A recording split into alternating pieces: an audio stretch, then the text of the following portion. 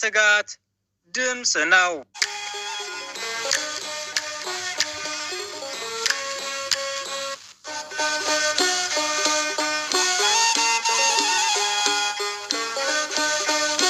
በስመ አብ ወወልድ ወመንፈስ ቅዱስ አሐዱ አምላክ አሜን። ክርስቶስ ተንሥአ እሙታን በዐቢይ ኃይል ወሥልጣን አሰሮ ለሰይጣን አግዓዞ ለአዳም ሰላም እምይእዜሰ ኮነ ፍስሐ ወሰላም። አንስጣስዮስ ከሮም ወደ ፍልስጤም በፍቃደ እግዚአብሔር ሄደ። በዚያም ከክቡራን መኳንንት ከታላላቆች መሳፍንት መካከል አንዱ ነበር። ከፍልስጤም ዕፃ ከምትሆን ዲያስ ከተባለች ሀገር ቴዎብስታ ወይም አቅሌስያ የምትባል ደግ ሚስት አገባ። የቴዎብስታ የስሟ ትርጓሜ ቤተ ክርስቲያን ማለት ነው። አቅሌስያም እንደ ስሟ የተቀደሰች፣ የተመሰገነች፣ የተባረከች፣ የተመረጠች በብርሃኑ ዓለምን ሁሉ ያበራውን የሰማዕታት ኮከብ ይሸከም ዘንድ እግዚአብሔር ማኅፀኗን የባረከላት ሴት ነበረች። ሰላም ጤና ይስጥልን ውድ አድማጮቻችን፣ ትጋት የአባ ዮሐንስ የመንፈስ ቅዱስ ፍሬዎች እንደምን ሰነበታችሁ? የእግዚአብሔር ሰላም በያለንበት ከሁላችንም ጋር ይሁን፣ አሜን። ይህ በዕለቱ ተዘጋጅቶ ወደ እናንተ የሚቀርብላችሁ መንፈሳዊ የዜና መርሃ ግብራችን ነው። በዛሬው የዜና አትታችን ሚያዝያ 3 ሰማዕቱ ቅዱስ ጊዮርጊስ ለምን ይከበራል በሚል አጠር ያለ ቻተታ ይዘን ቀርበናል። ከዜናው ጋር አብረናችሁ ቆይታ የምናደርገው እኔም ወንድማችሁ ወልደ ሰንበትና እህታችን ተናኘ ወለተ ሰንበት በጋራ በመሆን ነው። እስከ መርሃ ግብራችን ፍጻሜ አብራችሁ እንድትቆዩ እየጋበዙ እኔ ወደ ዝርዝር ዜናው አልፋለሁ። ከላይ በመግቢያ እንደጠቀስኩት እነዚህ ሁለት ደጋግ የእግዚአብሔር ሰዎችም ዘሮንቶስ ወይም አንሳጢዮስ እና ቴዎብስታ አቅሌስያ በእግዚአብሔር መልካም ፍቃድ ተጋብተው በሕይወታቸው እግዚአብሔርን የሚያስደስት ተግባር ይፈጽሙ ነበር። ጥር 20 ቀን 277 ዓመተ ምህረት በሀገረ ፍልስጤም ልዩ ስሟ ልዳ በተባለ ስፍራ ደምግባቱ ያማረ መልከ መልካም ሊቀ ሰማዕታት ቅዱስ ጊዮርጊስን ወለዱ። በተጨማሪም ማርታንና እስያ የሚባሉ ሁለት ሴቶች ልጆችን አፈሩ። ጊዮርጊስ ማለት ኮከብ ብሩህ ሐረገ ወይን ፀሐይ ማለት ነው። ቅዱስ ጊዮርጊስ የ10 ዓመት ልጅ ሳለ አባቱ አንስጣስዮስ አረፈ። ከዚህ በኋላ በቅዱስ ጊዮርጊስ አባት አንስጣስዮስ ፈንታ በፍልስጤም አውራጃ ሌላ ሀገረ ገዥ ደግ ክርስቲያን መስፍን ተሾመ። መስፍኑም ከአንድ ሴት ልጅ በቀር ሌላ ልጅ ስላልነበረው ቅዱስ ጊዮርጊስን ወደ ቤቱ ወስዶ እንደ ልጁ አድርጎ በእንክብካቤ ያሳድገው ዘንድ እናቱን ለመናት። ቴዎብስታ ወይም አቅሌስያም ፈቃዷ ሆነ። መስፍኑም እያስተማረ የውትድርና ስልጠናንም አሰለጠነው። ቅዱስ ጊዮርጊስ 20 ዓመት በሆነው ጊዜ የቅዱሳት መጻሕፍትን ትምህርት እና ሌሎችን ጥበብ የሚሰጡ ትምህርቶችን መማር ፈጸመ። ደግሞም ፈረስ ግልቢያን፣ ቀስት መወርወርን፣ አውሬ ማደንን ተማረ። በስራው ሁሉ ብርቱ ሰው፣ ጀግና ወታደርም ሆነ። በጦር ሜዳም መሪ ሆነ። በወታደር መካከልም በሀገርም በጀግንነቱና በተወዳጅነቱ የሚወዳደረው ማንም አልነበረም። የእግዚአብሔር ጸጋ አድሮበት ነበርና ከብርታቱና ከጀግንነቱ የተነሳ ያየ ሁሉ እስኪደነግጥ ድረስ ዘወትር በግርማ ላይ ግርማ፣ በኃይል ላይ ኃይል ይጨመርለት ነበር። ጦር ሜዳ ወጥቶ ከጠላቶቹ መሃል ገብቶ እኔ ክርስቶስ ወታደር ጊዮርጊስ መጣሁባችሁ ሲላቸው በፍርሃት ተውጠው ደንግጠውና ተንቀጥቅጠው ይሸሹ ነበር።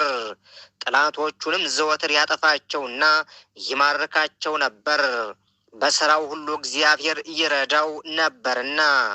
ቅዱስ ጊዮርጊስ በዚህ ሁኔታ ላይ እያለ መስፍኑ የ15 ዓመት ልጁን አጋብቶ ሀብት ንብረቱን ለማውረስ አሰበ። ነገር ግን ንጹሕ ድንግል ሰማያዊ ሙሽራ ያደርገው ዘንድ መድኃኔዓለም ኢየሱስ ክርስቶስ ይህን ጋብቻ እንዳይፈጽም ለቅዱስ ጊዮርጊስ አመለከተው። መስፍኑም በዚህ ሐሳብ ላይ ሳለ በእግዚአብሔር ፍቃድ አረፈ። ከመስፍኑ ህልፈት በኋላ ቅዱስ ጊዮርጊስ ቬሩት ወደምትባል ሀገር ሄደ። በዚህችም ሀገር ትልቅ መኮንን ነበር።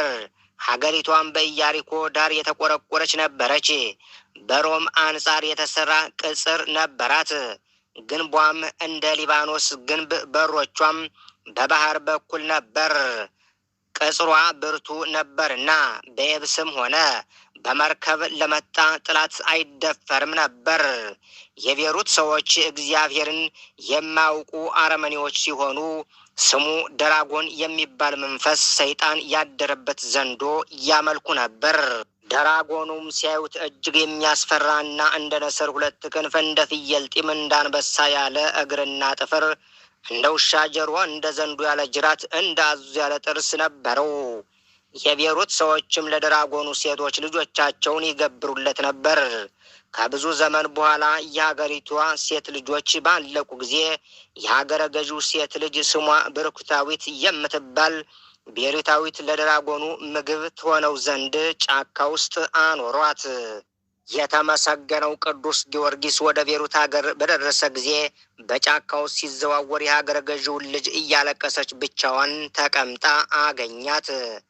ቅዱስ ጊዮርጊስም ከዚህ ምን ትጠብቂያለሽ አላት። ለደራጎን እንደተሰጠችና ስለ ደራጎን ግብርም አስረድታ ፈጥኖ ከዚያ አካባቢ እንዲሰወር ነገረችው። ኃያሉ ቅዱስ ጊዮርጊስም ሰይጣን ያደረበትን ደራጎን እንደማይፈራውና አማልክትን ሁሉ የሚገዛ ሰማይና ምድርን የፈጠረው አምላኬ አለ፣ ከዚህ ከተረገመ አውሬ እርሱ ያድነኛል አላት። ይህን ሲነጋገሩ ደራጎን ምድሪቱን እያናወጠ መጣና ቅዱስ ጊዮርጊስን ሊበላው ወደደ። ምላሱን አውለብልቦ መርዘኛ ትንፋሹን ሊረጭበት ፈለገ። ነገር ግን ቅዱስ ጊዮርጊስ የእግዚአብሔርን ኃይል መከታ አድርጎ በሥላሴ ስም በትምህርተ መስቀል ቢያማትብበት የድራጎኑ ጉልበት እራደ፣ ኃይሉም ደከመ፣ መርዙም ጠፋ። ቅዱስ ጊዮርጊስ ለደራጎን ተሰጥታ የነበረችውን የንጉሱን ልጅ ፈትቶ ደራጎኑን አስሮ እሷ እየጎተተች እሱ በፈረስ ሆኖ ከተማ በደረሱ ጊዜ የአገሩ ሕዝብ ደራጎኑን ሲያዩ እጅግ በፍርሃትና በድንጋጤ ተዋጡ። ሊያስፈጀን ነው ብለው ይሸሹ ጀመር። ቅዱስ ጊዮርጊስን አምላካችንን ስለምን አመጣህብን አሉት። ይህ ራሱንም እንኳ ማዳን ያልቻለው እንደምን ለእናንተ አምላክ ሊሆን ይችላል አላቸው። አምላካችንን አንተውም አሉት። ካልተዋችሁትስ እንዲጨርሳችሁ ፈትቼ ወደ እናንተ እሰደዋለሁ አላቸው። ይህስ አይሁን፣ ባይሆን ዘንዶውን ልትገለው ከቻልክ አንተ በምታመልከው አምላክ እናምናለን አሉት። ከከተማ አውጥቶ ዘንዶውን በጦር ወግቶ ገደለው። ሕዝቡም ሁሉ ይህን አይተው በእግዚአብሔር ስም አምነው ተጠምቀዋል። ደራጎኑን ከገደለበት ከተማም 2 አብያተ ክርስቲያናት ሰርቷል። በዚያን ጊዜ በሀገሩ ሁሉ ላይ ስልጣን ያለው ስሙ ዱድያኖስ የተባለ የፋርስ ንጉሥ ነበር። እጅግ ብርቱ፣ በነገስታትም ላይ ስልጣን የነበረው፣ ፈጣሪውን ሳይቀር የካደ እንደ ናቡከደነጾር ልቡ የደነደነ ነበር። ክርስቲያኖችንና አብያተ ክርስቲያናትን በጽኑ ይቃወም ነበር። ውድና ክቡራን አድማጮቻችን እነሆ የዜና ሀተታችን እንደቀጠለ ነው። ቀጣዩን ዘገባ እህታችን ተናኘ ወለተ ሰንበት ታቀርብልናለች። በድጋሚ አብራችሁን ቆዩ።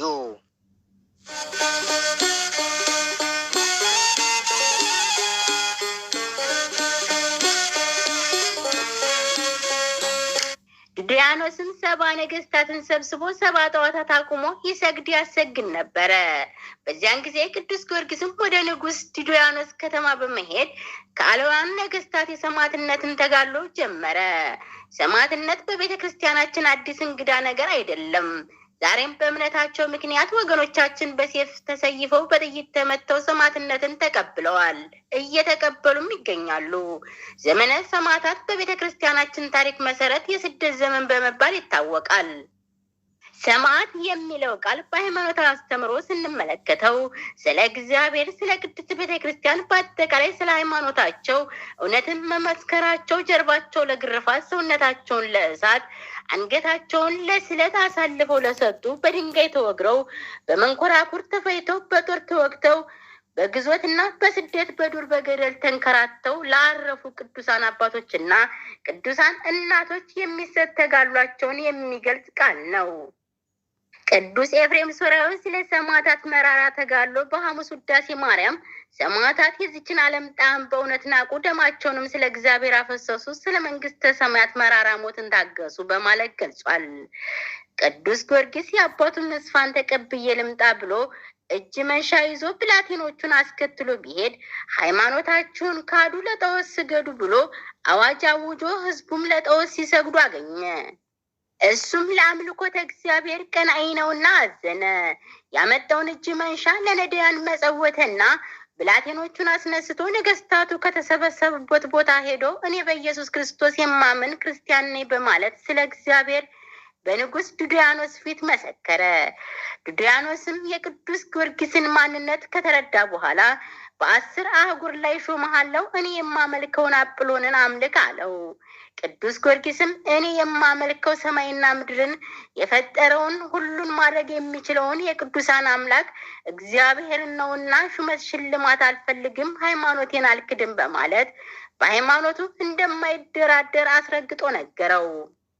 አረመናዊ ንጉስ ዱድያኖስ ተበሳይቶና ተቆጥቶ በቅዱስ ጊዮርጊስ ላይ መከራ ሲቃይና እንግልት አጸናበት። በእንጨት አሰቅሎ ስጋውን በማቃጠን አስተፈተፈው። ረጅም ችንካሮች ያሉበት የብረት ጫማ አጨማቶ እንዲጓዝ አደረገው። ደሙ ፈሰሰ፣ ስጋው ተበጣጠሰ፣ አጥንቱ ደቀቀ፣ መጓዝ ተሳነው። እግዚአብሔር ቅዱሳንን የሚያጸና አምላክ ቅዱስ ጊዮርጊስን መከራውን ተቋቁሞ ተጋድሎውን እንዲቀጥል አደረገው። እንደገናም ዱድያኖስ በሰባ ችንካር አስቸንክሮ በእሳት አስተኩሶ አናቱን በመዶሻ አስቀጥቅጦ በሆዱ ላይ የድንጋይ ምሰሶ አሳስሮ እንዲያንከባልሉት አደረገ። ቅዱስ ጊዮርጊስ የማይሞት ሲሆን ስጋውን በመጋዝ አስተልትሎ ጨው ነሰነሰበት። ስጋው ተቆራርጦ ወደቀ። በዝግ ቤት ትተውት ሄዱ። እግዚአብሔር በእጁ ዳሶ አስነስቶት ገና 6 ዓመት ስለ ስሜ ትጋደላለህ፣ 3 ጊዜ ትሞታለህ፣ በአራተኛው ታርፋለህ ብሎ በመከራው ጸንቶ የድል አክሊል እንደሚቀናጅ ቃል ገባለት። ቅዱስ ጊዮርጊስም ሲነጋ ሄዶ ዱድያኖስን አንተ ከሃዲ እረፍ፣ አምላኬ መድኃኒት ኢየሱስ ክርስቶስ አዳነኝ አለው። ዱድያኖስም በጥንቁ አትናቴዎስ አማካሪነት ለቅዱስ ጊዮርጊስ አንጀት ቆራጡ የሚጥል መርዝ አስማት ሰጠው። ደግሞ ቢሰጠው ስመ እግዚአብሔር ጠርቶ በጠጣው ጊዜ እንደ ጨረቃ ደምቆ እንደ አበባ ሸብርቆ ተገኝቷል። ጠንቋውም አምኖ ተጠምቆ ሰማዕትነትን ተቀብሎ አርፏል። ቅዱስ ጊዮርጊስም መርዙ አልገለው ቢል በመንኮራኩር አስፈጭቶ ከጥልቅ ጉድጓድ ጥሎት ድንጋይ አትሞበት ተመለሰ። ጌታ የተፈጨ ስጋውን በእጁ ዳሶ መንፈሱን መልሶ አንስቶታል። ተነስቶም አህዛብን እያስተማረ ከአረመኔው ንጉስ ቀርቦ አምላኬ ከሞት አነሳኝ አለው።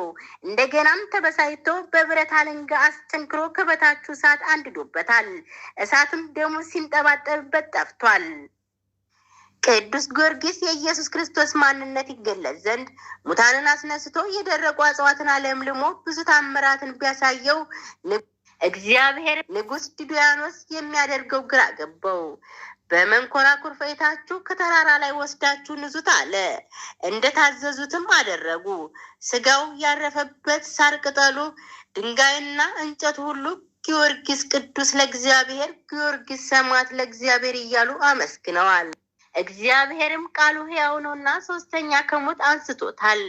መከራና ሲቃይ ያጸኑበት ጭፍሮችም የቅዱስ ጊዮርጊስን መነሳት አይተው ደንግጠውና ፈርተው ከእግሩ ስር ወደቁ። አምነውም ተጠመቁ። ቅዱስ ጊዮርጊስም ተጋድሎውን በመቀጠል ንጉስ ለጣዖት አጵሎን እንዲሰግድ ብሎ ወደ እልፍኙ ቢያስገባው ንግስቲቱን እለእስክንድርያን አስተምሮ አሳመናት። አጵሎንን በአደባባይ አዋርዶ አምላክ እንዳልሆነ ተናግሮ ምድር እንድትውጠው አድርጓል። ንግስቲቱም የጊዮርጊስን ኃያልነት የእግዚአብሔርን አምላክነት በአደባባይ መስክራ በሰማዕትነት አርፋለች። በዚህም የተነሳ ትምህርቱን ሰምተው ታምራቱን አይተው ብዙዎች አምነው ተጠምቀዋል፣ ሰማዕትነትንም ተቀብለዋል። ቅዱስ ጊዮርጊስም አለዋውያን ነገስታት ወደ እግዚአብሔር እንዳልተመለሱ ስለተገነዘበ ወደ እግዚአብሔር አመልክቶ በእሳት እንዲጠፉ አድርጓቸዋል። በእምነታቸው ምክንያት ስደት፣ እስራት፣ ግዞት፣ ስድብ፣ ነቀፌታ ሲደርስባቸው መከራውንና ሲቃውን እንግልቱንና እስራቱን ስደቱን በአኩቴት የሚቀበሉ ምዕመናን ጽዋትወ መከራ ለመግለጽ ቤተክርስቲያን እንደዚህ ያሉትን አማኞች ሰማዕታት እንዘ እንበለ ደም ትላቸዋለች። ምክንያቱም የነዚህ መከራ አቀባበል በሰይፍ መሰየፍ በእሳት መጣል ሳይሆን ከላይ የተገለጹትን ስለ እግዚአብሔር ብለው በትዕግስት የሚቀበሉ ስለሆኑ ነው። በዚህም ተጋሏቸው ሰዎችንና ልዩ ልዩ ስቃያትን የሚያደርሱባቸውን ኢአማንያን ጭምር ወደ ክርስትና እየጠሩ ለሰማዕትነት የሚያበቁ በመሆናቸው ነው።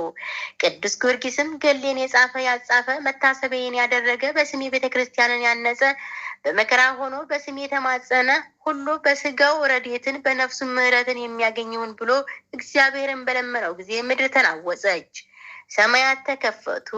ጌታ መላእክቱን ነቢያትን ሐዋርያትን አስከትሎ ሰላም ላንተ ይሁን ወዳጅ ጊዮርጊስ ሆይ የለመንከው ሁሉ ይሁንልህ ይደረግልህ ብሎ ከማህበረ ሰማዕት መካከልም የሚመስልህ የሚተካከል የለም ብሎ ቃል ኪዳን ገባለት።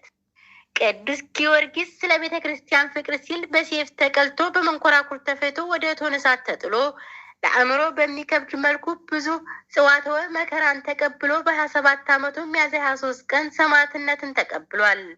እግዚአብሔርም ሰማዕትነትን በደም ቅዱሳንን በተጋድሎ ያጸና አምላክ ስለ 7 ዓመት ተጋድሎ ለቅዱስ ጊዮርጊስ 7 የክብር አክሊላት አቀናይቶታል። በፈተና የሚጸና ሰው የተባረከ ነው። ከተፈተነ በኋላ ለሚወዱት ተስፋ ስለነርሱ የሰጣቸውን የሕይወትን አክሊል ይቀበላል እንዳለው ቅዱስ ያዕቆብ ቅዱስ ዮሐንስን በራእዩ ልትቀበል ዘንድ ስላለህ መከራ ምንም አትፍራ፣ እነሆ እንድትፈተኑ ዲያብሎስ ከእናንተ አንዳንዶቹን ወደ እስር ቤት እንዲገቡ ያደርጋል። 10 ቀንም መከራን ትቀበላላችሁ፣ እስከ ሞት ድረስ የታመነ ሁን፣ የሕይወትንም አክሊል እሰጥሃለሁ እንዳለው ቅዱስ ጊዮርጊስም የሕይወትን አክሊል ተቀናጀ። ያዕቆብ መልእክት ምዕራፍ 1 ከቁጥር 12፣ ራእይ ዮሐንስ ምዕራፍ 2 ከቁጥር 10። በአጠቃላይ እኛም ክርስቲያኖች የቅዱሳን ወዳጆች የሰማዕታት ልጆች ነንና በሃይማኖታችን ጸንተን በእምነታችን ምክንያት የሚመጣብንን ማንኛውንም መከራና ፈተና ተቋቁመን እስከ መጨረሻው በሃይማኖት በምግባር በትሩፋትና በንስሐ እየተመላለስን መድኃኔዓለም ኢየሱስ ክርስቶስ ለእኛ ብሎ በመስቀል ላይ የቆረሰውን ቅዱስ ስጋና ያፈሰሰውን ክቡር ደሙን ተቀብለን የስሙ ቀዳሽ የክብሩ ወራሽ እንሆን ዘንድ አምላከ ቅዱስ ጊዮርጊስ በረድኤቱ እንዲጎበኘን እንለምነው እንማጸነው። የቅዱሳኑን የሰማዕታትን የነቢያትን የሐዋርያትን በዓልና ዝክር ስንዘክር ተጋድሏቸውን እያሰብን መትጋት ይኖርብናል። ውድ አድማጮቻችን ትጋት የአባታችን የአባ ዮሐንስ የመንፈስ ቅዱስ ፍሬዎች እንደምን ቆያችሁ? እነሆ ሚያዝያ 23 ሊቀ ሰማዕታት ቅዱስ ጊዮርጊስ ለምን ይከበራል ከሚል የዜና ሀተታችን ብዙ ትምህርት እንዳገኛችሁበት ባለሙሉ ተስፋ ነን። ከሊቀ ሰማዕታት ቅዱስ ጊዮርጊስ ረድኤት በረከት ያካፍለን፣ አማላጅነቱ አይለየን። አሜን። ሰላም ወስብሐት ለእግዚአብሔር ወለወላዲቱ ድንግል ወለመስቀሉ ክቡር አሜን። ይቆየን።